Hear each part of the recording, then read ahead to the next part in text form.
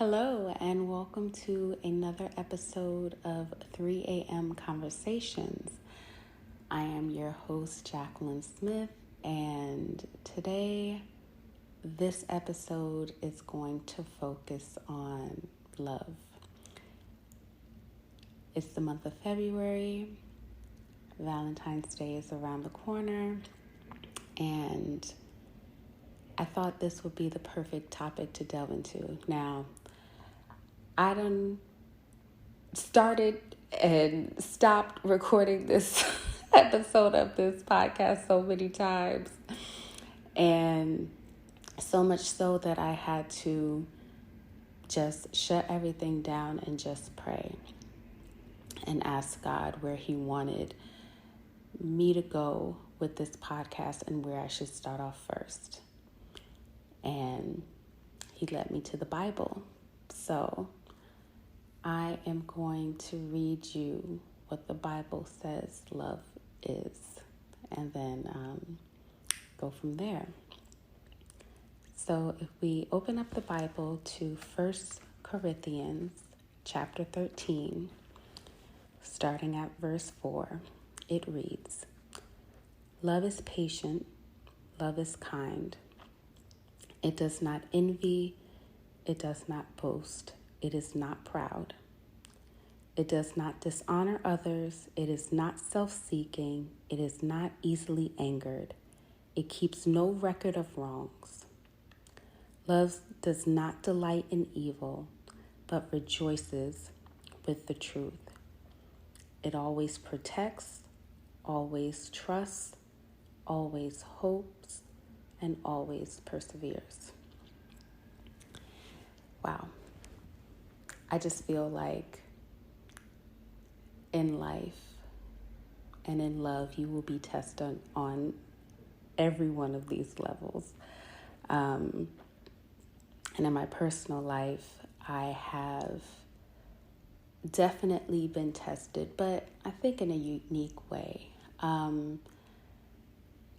I love for me, when talking about romantic love, has been somewhat elusive. But it's always been something that I've been after, but could never quite find it. And I'm still on that journey today. So that's a ... to be continued. But I truly found out what love looks like and what it is when I had to deal with a situation with my mother, which is very interesting to me because usually it didn't come by the first kiss of my first boyfriend. It didn't come by any sense in that form, but through my mother. And what happened was my mother was very sick. She had this rare illness that wasn't even found predominantly in the African American community. It was very rare. And I feel like God purposely had me in the right moment at the right time, because with God, you never know when your lessons are going to come.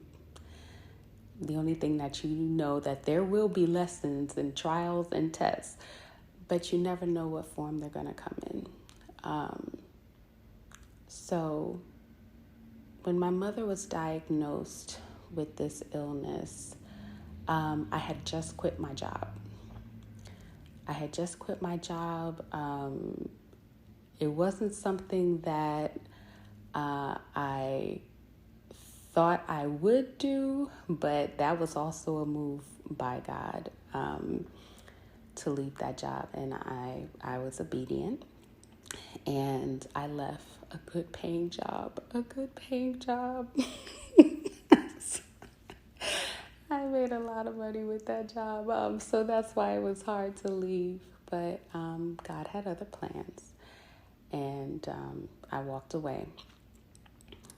And my mother invited me to a doctor's appointment that she had. And so, I didn't have anything else going on, so I said I would go in and support her. And at that doctor's appointment was when her oncologist revealed that she was, in fact, diagnosed with this rare illness of amyloidosis. And my mother looked at me, and she had, I'm sorry, I'm getting emotional, but I'm going to go through it.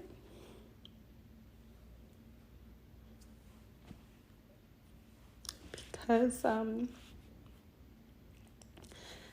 someone needs to hear this story or may feel empowered by this story. But my mother looked at me, and it was the first time that I saw in my mother's eyes that she was scared.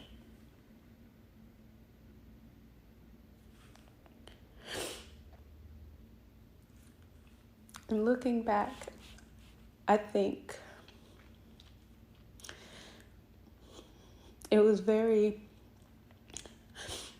bold of her to ask me to accompany her to this appointment, because usually parents want to shield their child from certain things, but deep down, I knew my mother needed, at the time, probably needed someone in that moment to hold her hand. Woo, I'm going to get through this, y'all. Okay, just breathe it out. So, in that moment, I held my mother's hand. And I said, okay, what do we have to do? And so at that moment, I felt like I needed to be more than a daughter to my mother, but I needed to be her friend.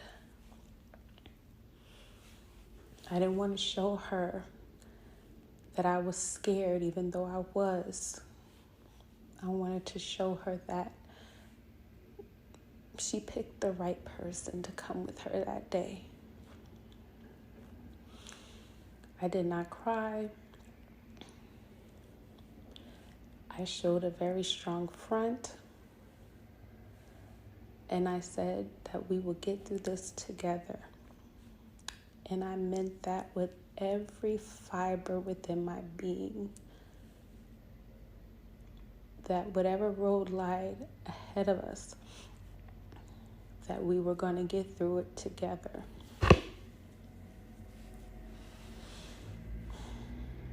So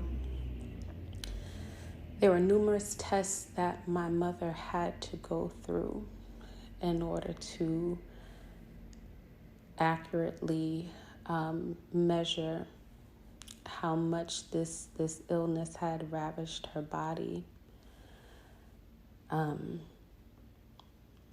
But there was one organ that this illness was terrorizing, which was her heart.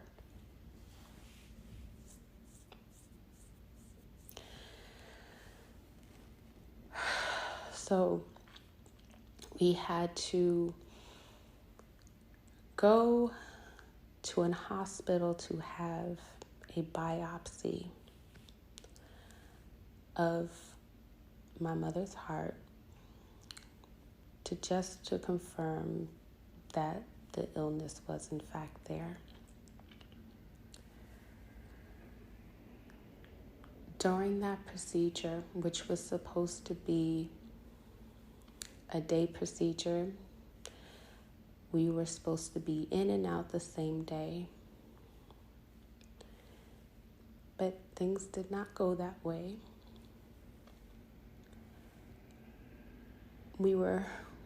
My sisters and I were waiting in the waiting room, and we were told that this procedure should only take an hour or two, but 2 hours turned to 3 hours, 3 hours turned to 4 hours. And we started to wonder what was going on until a doctor appeared in the waiting area and told us that our mother had flatlined.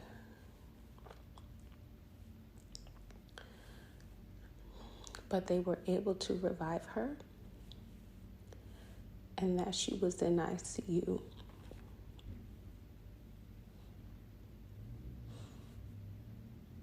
I went up to the ICU room, and I saw all of these tubes and IVs coming out of my mother.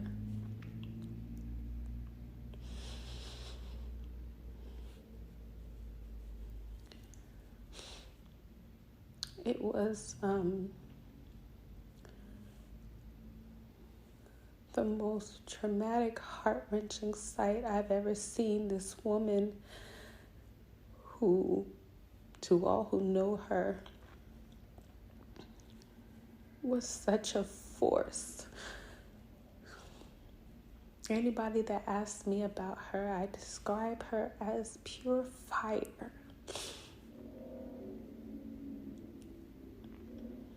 Pure fire.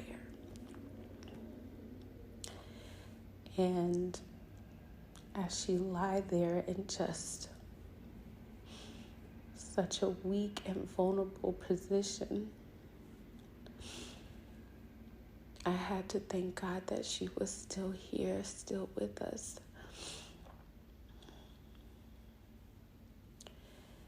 And that she was for sure the fighter that I've always known her to be. So at that point, I said, we are not leaving her. And I am my mother's daughter, so when I say something, I meant it. Now, with ICUs, you are only given a certain amount of time to stay within that room with the patient because it's a very critical unit. There are a lot of people moving back and forth. It's an area where life and death happen. And so they need to keep the area as clear as possible. But when I said I wasn't going anywhere, I wasn't. So with our limited hours in ICU, I ended up sleeping in the waiting area. And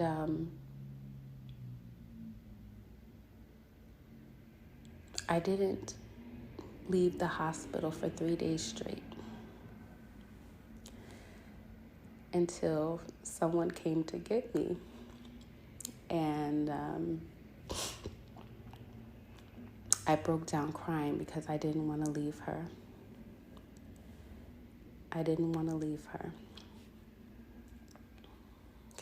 And so we devised a plan where between my sisters and I, we would rotate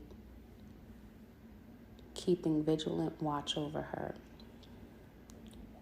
while she was in ICU. And what happened was, because of that persistence, the doctors recognized that we were not going to leave her. And they eventually let me stay in the room with her 24 hours. And during those 24 hours, those days that turned into weeks, those weeks that turned into months, I was there, praying over her and covering her and assuring her that we were going to get her home. And what I noticed in that hospital is that as I walked the floor of ICU and I prayed over every room on that floor, I noticed that some people had their loved ones with them and others did not. But there was one room in particular that stuck out to me, and it was a sign that was written by the spouse of the patient that was in critical care. And the note said, "My wife is in this room. If you do not believe that she is going to survive, do not step foot in this room." Because I am praying and have faith for her full recovery. And I saw that and I said, that is the type of man I want in my life. The type of man that will protect his wife in her most vulnerable state. And that stayed with me, as that was the boldest display of love that I have seen in my life. Sometimes it's not about the trips and the flowers and the material things. Love is showing up for the person that you love and being there to be a protector over them when they cannot protect themselves.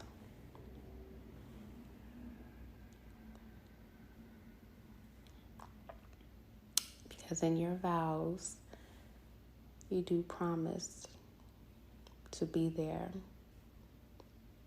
for your spouse through sickness and in health. And that is where I saw God and experienced what that level of love looked like. And it was in that ICU. Now, going back to my mother, prayer works, because in that moment, I knew that she would be delivered. But still, it was a long, long road to her recovery. I'm getting a little bit ahead of myself, but there is something that I would also like to note is that during my mother's hospital stay, I believe she stayed in the hospital for about 3 months. The doctors came to me and basically told me there was nothing else that they could do for my mother and that they wanted to put her on hospice care. And that we needed to sign over paperwork releasing her into hospice and that she only had 1 year to live. Devastating is an understatement. I remember hearing those words and going into the room where my mother was there, going into the bathroom, shutting the door because I did not want her to see me upset. And I fell to the floor in tears. And I remember God saying, and this is the first time I ever heard the voice of God, and that's why I can never, ever deny his existence. The voice of God told me if I wanted to take her, I would have taken her already. And I knew it was the voice of God because it had a forceful tone, a commanding tone, but still very gentle and compassionate at the same time. I can't describe it. That's the best way I can describe it. But it was commanding, yet sympathetic. And so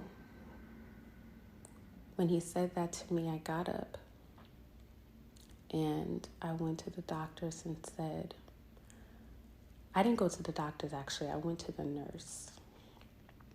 And I said, what are my options if I do not want to put my mother in hospice care? And she said, well, you can always take her home. And that's what I did. We arranged for my mother to be placed in our home. Her home, I should say. At the time I was living with her. It was her home, her marital home. And we set up the hospital bed right in the dining room. And all I can say is God showed up, because I don't even think my mother was home for an entire week. But there was one time, I remember this, she said, I have to go to the bathroom. And remember, my mother had been bedridden for about 3 months. And she could not, she had DVTs in her legs, so it was a huge ordeal for her to even walk.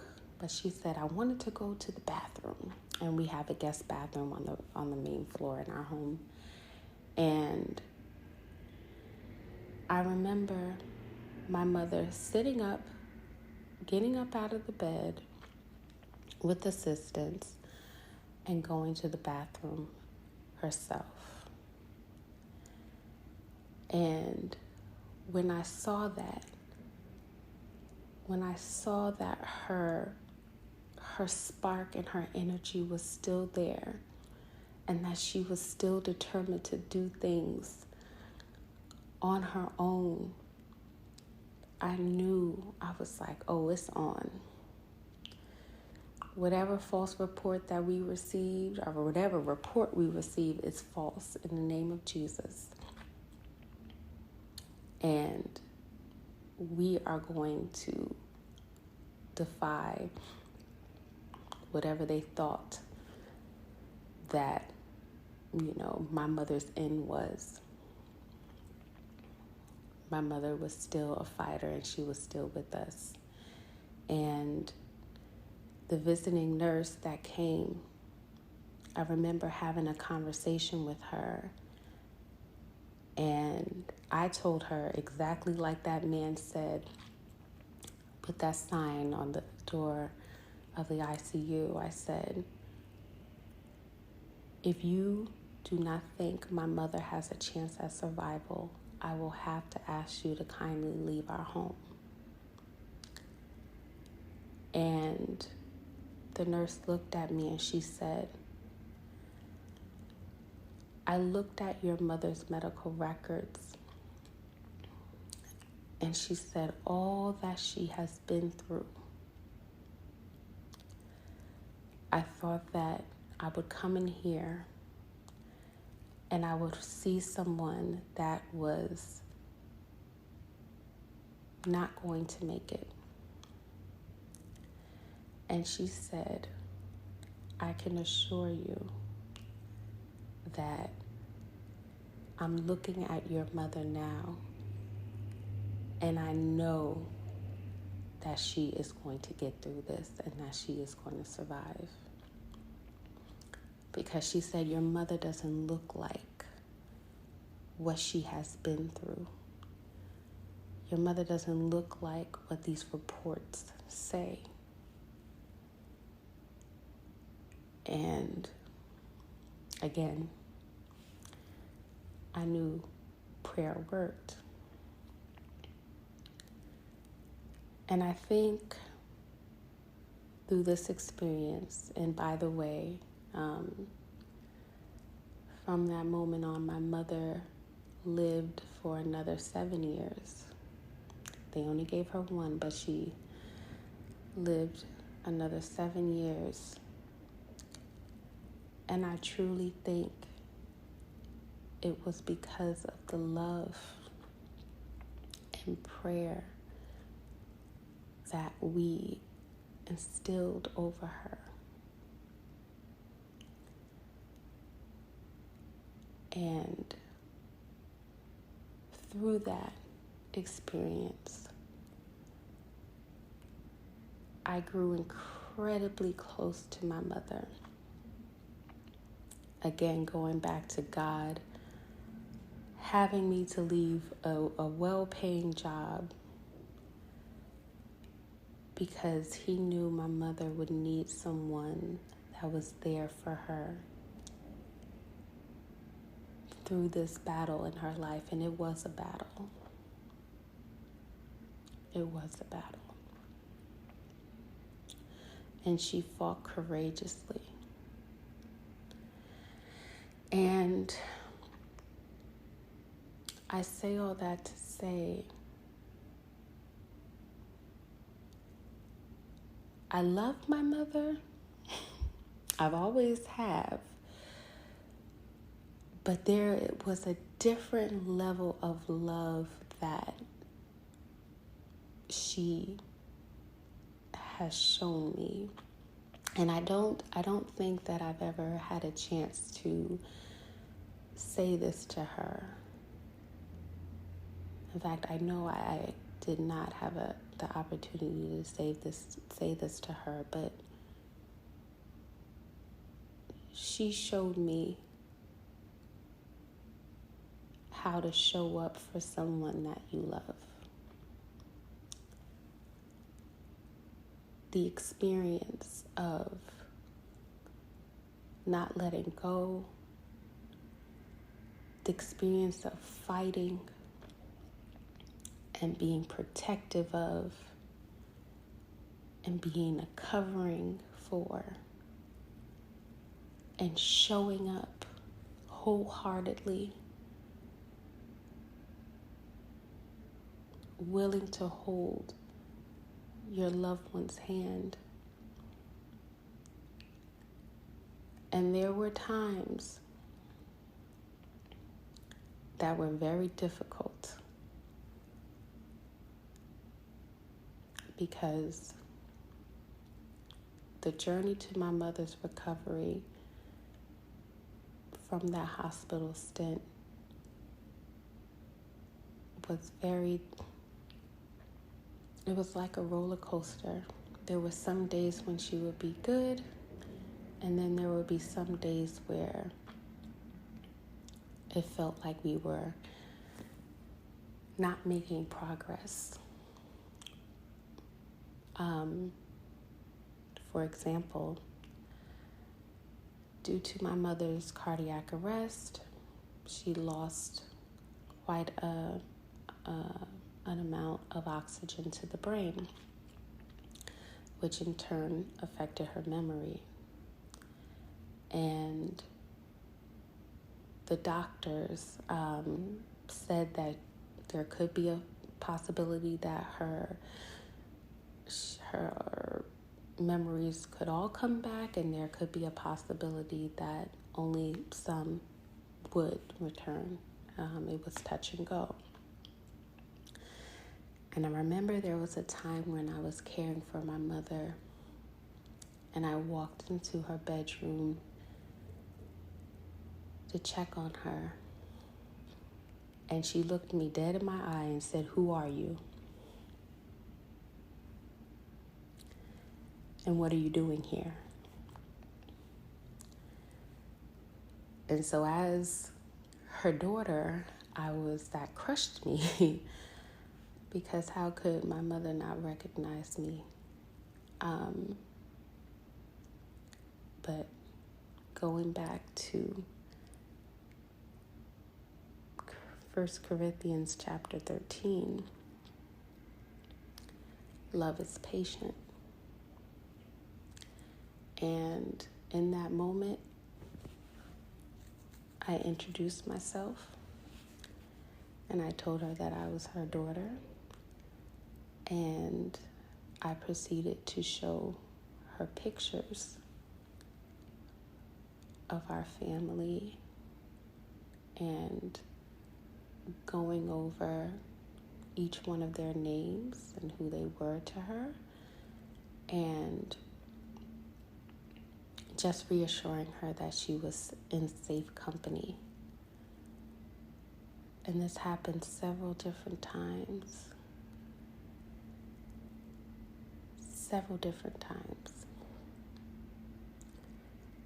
But I kept at it, being patient, still showing her love and grace and care,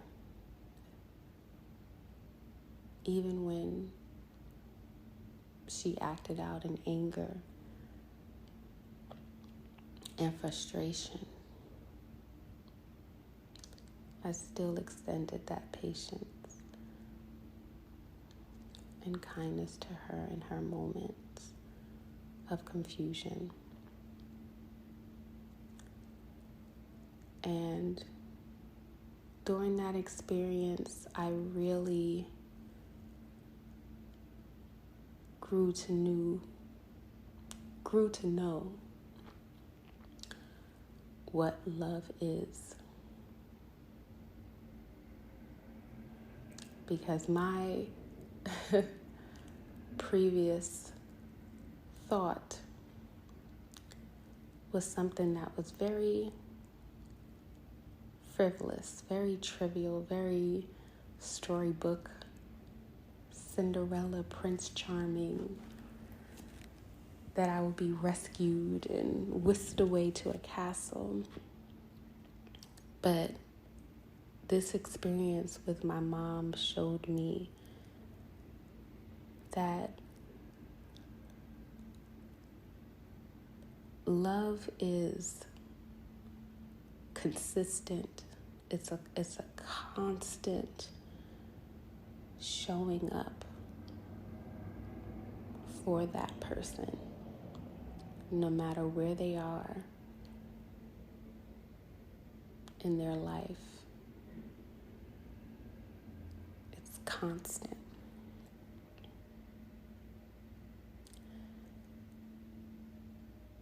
Never wavering,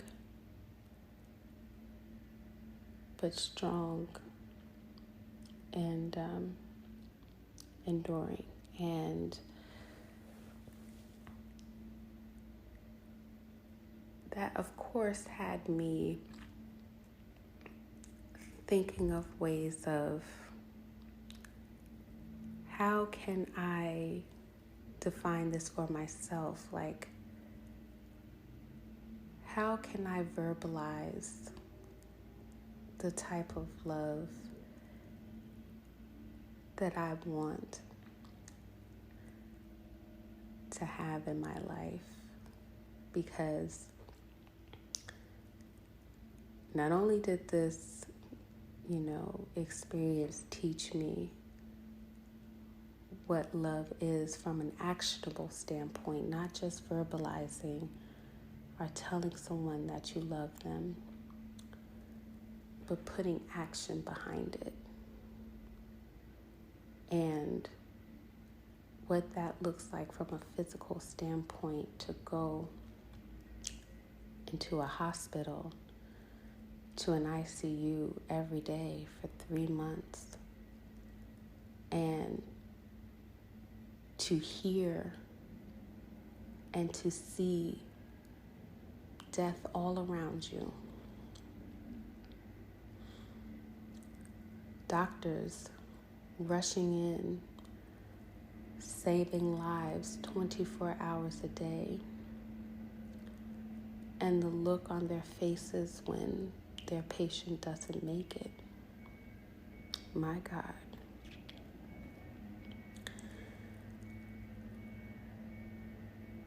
To describe that experience, it was hell.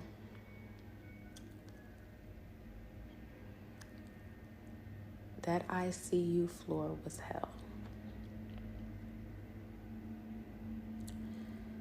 And I knew I had to get my mother out of that place, that area, as soon as God would allow her to heal. But I know it was the prayer and the covering and the love that got her through. Because there were some people who weren't as fortunate as my family to have their loved one make it. And so I'm very thankful for those extra years that we had with her. And as I said before, that experience shifted my perspective on how I want my king to be. And yes, my king can be charming. And yes, he can be romantic. But I also want him to be someone that I can count on when I cannot fight for myself. When I don't have the capability or strength, even if I wanted to speak up and advocate for myself. And so my perception of love got real with that experience.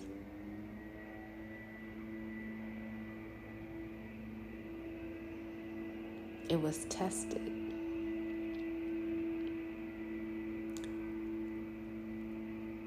And it was proven through my actions. And so I started to,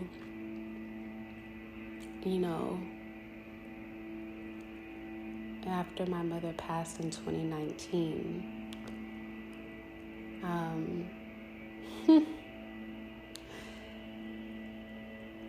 I don't know if she knew her time was coming, but there were certain things that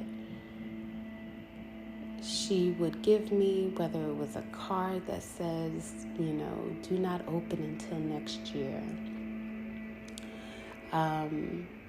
But there was also a moment where she wanted me to try on wedding dresses. And, I'm always down to play dress up, but for some reason I always thought that would jinx me if I put on a wedding dress before it was my time to walk down the aisle. But in retrospect, I should have just did it because, now that she's gone, I know she's still watching over me, but I wish I would have gave her that moment. I wish I would have gave myself that moment of seeing her face and her reaction to me in a wedding dress. But before she passed, I remember we had a conversation with her telling me, she says, I'm not worried about your sisters. They have their partners. But I am concerned about who is going to watch and care for you. Because at the time, and I still am single Sally, but my mother wanted someone to watch and care and protect me in the same way I covered and protected her.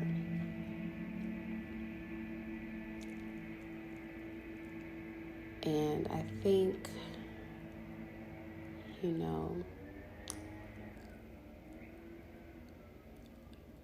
I don't remember my response in that moment, but I probably said something to the effect of, God's got it. I probably said something to that effect, that it's above me now, it's in God's hands. But I knew what she meant. I knew what she meant. I knew what she wanted. And I know one day that I will, or God will rather, I know one day that God will provide me with someone that is a protector and a provider and an advocate for my well-being. And I never really thought about marriage in the sense of, like I said, I still do, I must admit, self-proclaimed lover of the fairy tales and the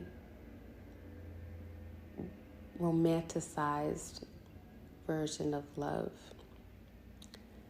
But as I've become older, and where marriage is becoming a very real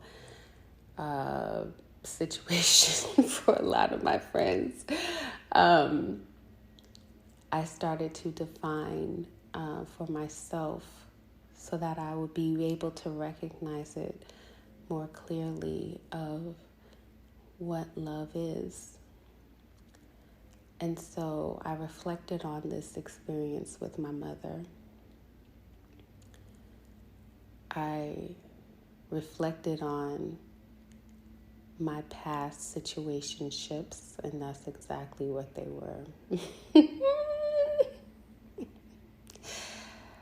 because I was just as confused as the ones who were probably in it with me. But situationships are definitely the best way to describe those. I reflected on those individuals that I was close to and liked, and I started to do a little comparing, contrasting, and seeing what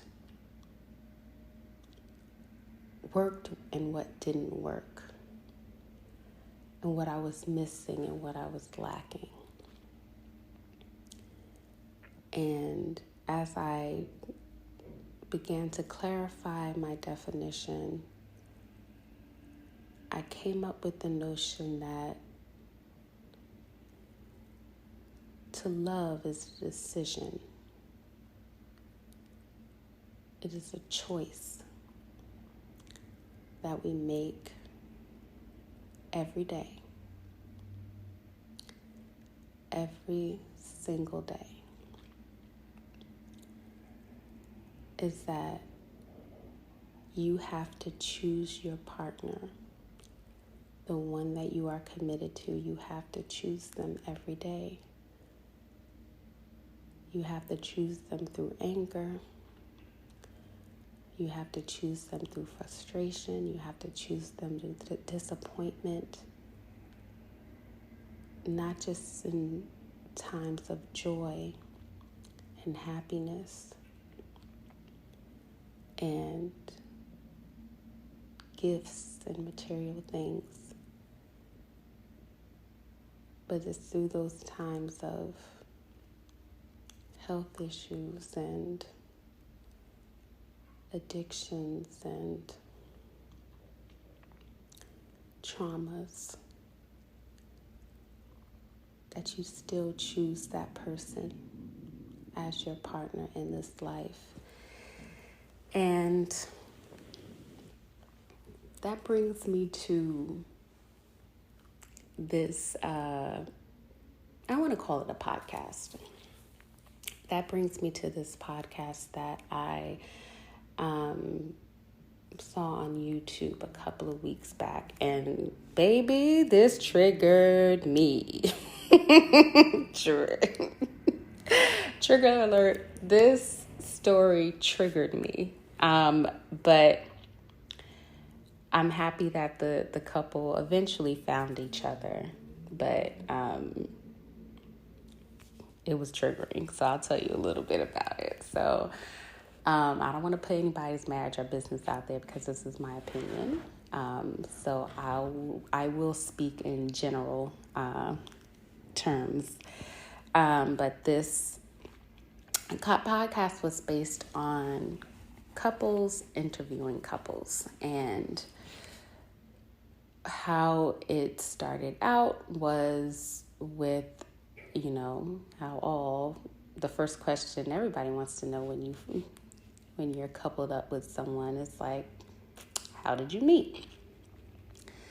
So this particular couple said that they were at an event, a pool party, and of course at pool parties you have your swimsuits and everybody's showing off their bodies and it's all these beautiful people.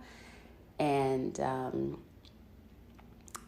I think she said it was like an industry event, so I already knew from there the types of people that were showing up to that pool party. But the partner was not in the entertainment industry. She was in a completely different industry, but she attended with a family member of hers who had some connection to the entertainment industry. So this man, who is a popular African-American actor, saw a couple of women at the party, but this woman, his current partner now, caught his eye. And he immediately was like, who is that? I, want to get to know her. And so they exchanged information. Now, from hearing this timeline, you would think like immediately they got together, but that wasn't the case. I think they talked, they communicated, they went out on a couple of dates, but no commitment was made. And this woman said 7 years later. Now, I don't know what happened in the meantime, in between time in those 7 years, but 7 years later, the woman decides to call her now husband and ask him, what are we doing? What are we doing?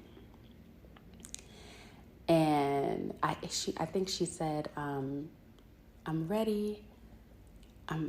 No, she was like, are you going to be with me or not? Or can we try to really date each other and see how this really goes? And the man said, she had perfect timing because I had just broken up with another girl. And in my mind,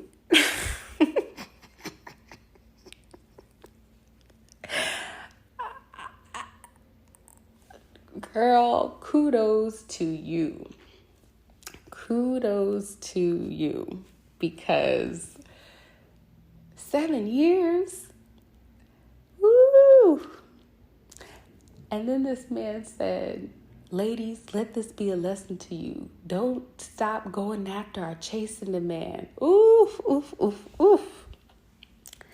I told you it would be triggering. I told you.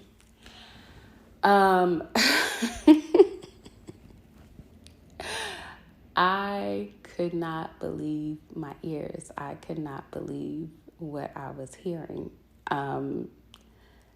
To each his own.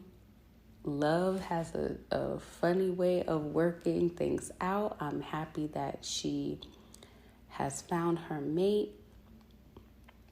But there was something that she said that I resonated and connected with so much when they were both asked to describe what, love is to them. And she said, love is a constant decision to choose your partner.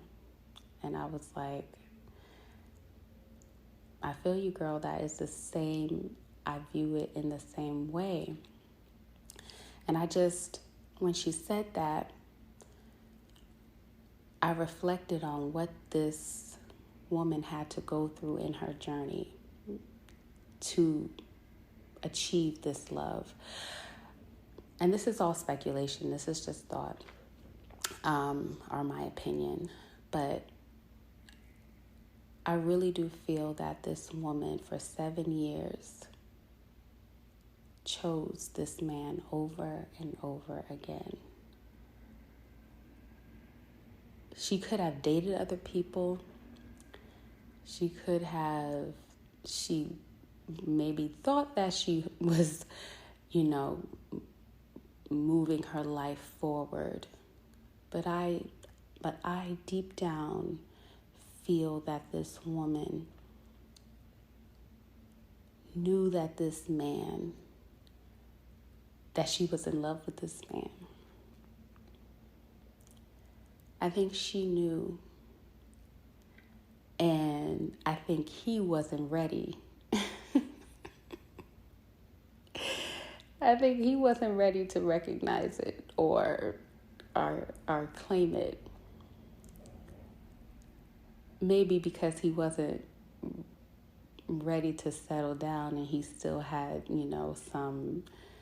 some playing to do to get it out of his system. But I think he knew as well. But this woman, my hat goes off to you, girl. For 7 years, she chose this man. despite the other opportunities to date and be with a man that was ready to make a commitment to her then and there, again, this is all speculation. I'm just imagining her life for her. But I believe that it was a continuous choice daily to move towards this man. And I say that based on that conversation that she had calling him, I think it was around New Year's Eve. And at that point, I feel like she was about to give up. She was about to give up the chase.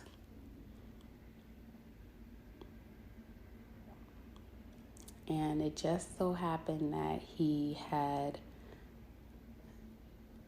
ended things with his then girlfriend when he decided to give their relationship a shot.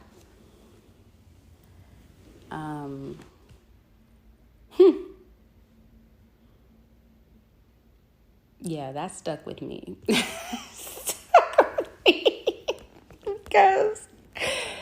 Because I don't know. Ooh, baby, Lord, please don't let that be my journey, my path, Lord. Of knowing a man is for me and holding on for 7 years, Lord. 7 long years. Ooh, that terrifies me. Because I think women know. Our intuition is on 1,000. I've said in previous episodes of this podcast that my intuition be on 1,000, and I be knowing. Maybe other people don't be catching on, but I be knowing. And I know when to hold them and know when to fold them. Okay, but for 7 years, my God. But that just goes to show you that not everybody has that awareness at the same time. But she loved that man, and it was a constant choice for her to show up for him. Oof. It's powerful yet devastating. Powerful yet devastating. But it's beautiful in the end because they found each other. They are now married with children, and she got what she wanted. And that brings me back to 1 Corinthians chapter 13. Love is patient. Oof. Baby. Ooh, how long do you have to hold the patience, Lord? How long did you have to keep it? But that woman for sure kept her eyes on the prize. So I know we are almost at an hour with this podcast. My God. And I started not knowing how I was going to do this or what I was going to say. But I'll get out of your hair for now. But I'll end on this. Love is a choice. Love is a choice.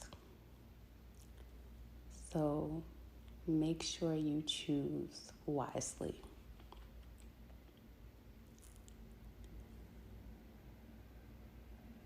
Yeah. I'll leave it there. Of course, we'll have a part 2 of this conversation